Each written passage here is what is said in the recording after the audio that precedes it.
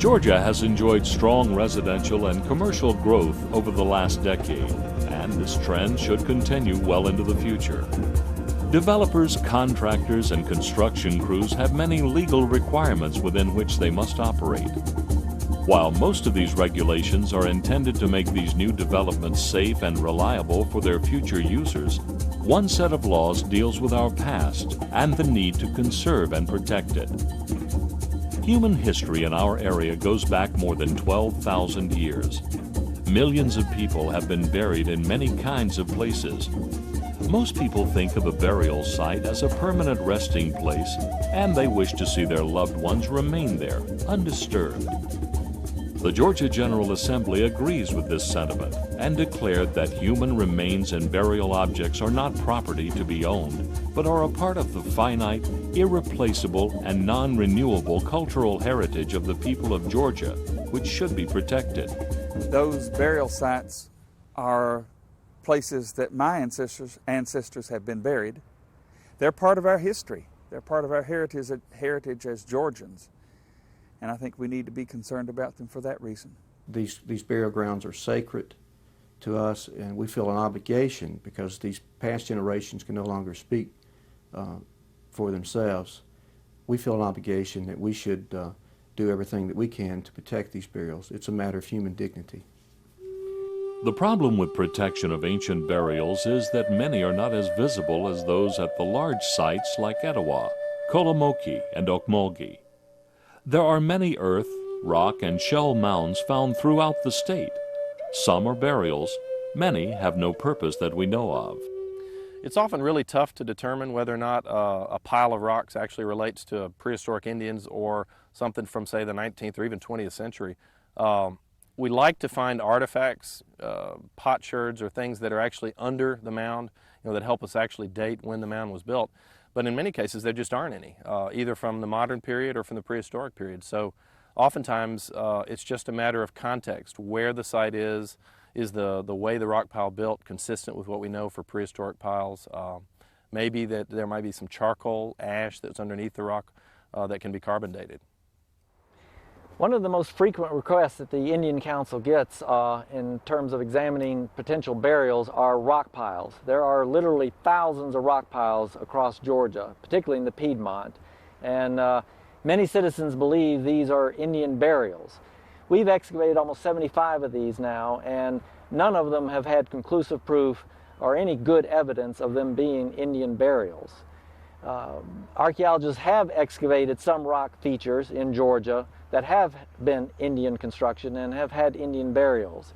These tend to be large mounds. They tend to be rock configurations that are 20, 30, 50, 60 feet in diameter, 3, 4, 5, 6 feet tall. One rule of thumb archaeologists can apply, it's not totally uniform, is that the larger rock mounds tend to be Indian burial sites. The smaller piles, the ones that are like 10 feet in diameter, just a foot or two tall like this, tend to not be, so far, have not been Indian burials. In 1992, the Georgia General Assembly passed several laws dealing with burial grounds and the respectful treatment of human remains and burial objects. These laws set forth specific requirements for protecting all burial sites and also provide ways to repatriate remains or burial objects that may have been dug up in the past and are now part of museum or private collections. The Georgia Council for Native American Concerns was established to help with these processes.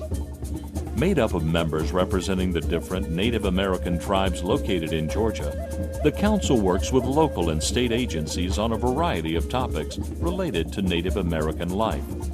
The Council has proven invaluable in overseeing the protection and preservation of this irreplaceable resource. But still, it's very important to we people that are of Native American descent that our remains of our people be properly handled and taken care of for burial.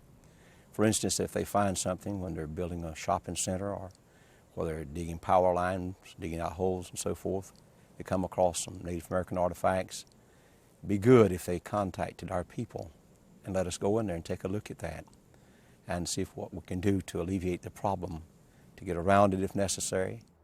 If a developer finds rock piles on his property, what should he do? He really should report it to either the Council on American Indian Concerns or get an archaeologist to look at them. Archaeologists have now looked at a number of them, and we're finding out that very few of them are Indian burials, but we still do not have a reliable criteria for distinguishing prehistoric rock mound burials from historic period mundane rock piles. Many archaeologists can, without a great deal of work, make that determination with just a day or two of work, and it's better to be safe than sorry. Some few rock piles are Indian burials, and we don't want to disturb them, just like anybody does not want their grandmother's grave torn up and destroyed by bulldozers. The same with Indian graves in rock mounds. Prehistoric burials were, of course, originally intended to be permanent, and we have to realize that each person, each burial that we encounter as archaeologists or even as developers and road builders, each burial represents a human person, a single human life who had presumably relatives and children perhaps, and they lived their lives and died on the landscape in which we live. And so we have to respect the dignity and the culture in which they were a part. With our growth, commercial and residential developers play a key role in protecting these burial sites. Developers should be familiar with the laws covering burial sites and follow both the letter and the spirit of these laws. Sea Island Company has known for a long time that we've got historic Indian sites on our property, and frankly we're excited about it. We feel a deep sense of responsibility to look after our heritage, and we're excited about these Indian sites. First of all, let me tell you that this land has been in our family for a number of generations, and we have had a natural interest in protecting the historical sites and the archaeological sites, and we never have found it to be a conflict in protecting those sites and being in the development business. In fact, we found the opposite to be true. It may be a little expensive on the front end, maybe front end loaded, but in the end it's some of the best money we've spent. It was an education process for me, but it was not anything that was a problem. Everybody worked with me well. The consultant viewed the property, and he understood what I was doing, and he understood what needed to be protected, and I felt like we were able to accomplish both of those. One of the first and best decisions we made in this development was to bring on a competent land planner who obviously helps you avoid problems in the future as you develop your land. And I rank right with that is bringing on and engaging an archaeologist who also can identify the sites that you may encounter and is actually a facilitator that helps you work with the different agencies that you encounter during the process. State officials have been very helpful when we've encountered Indian sites. The Georgia Council for Native American Concerns, the state archaeologist, the Georgia Department of Natural Resources have all responded quickly. They helped us to find solutions, and they were reasonable solutions to the sites that we encountered. So it wasn't any kind of burden placed on me as a landowner and the ability to use my land. As a matter of fact, we wanted to have kind of a natural park area as part of our neighborhood.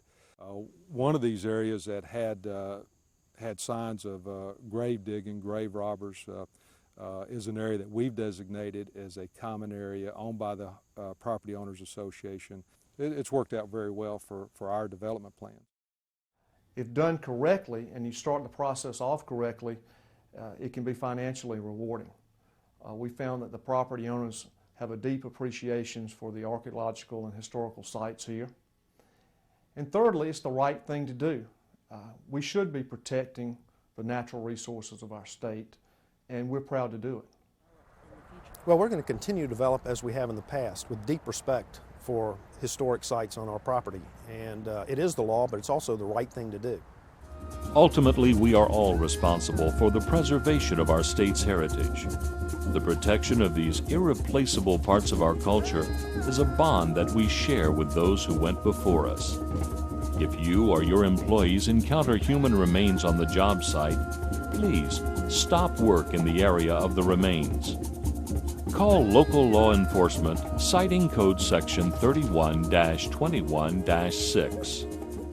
Law enforcement, the coroner, and the Department of Natural Resources will make arrangements for the disposition of the remains. Please, help us protect our state's irreplaceable cultural heritage. It's the right thing to do.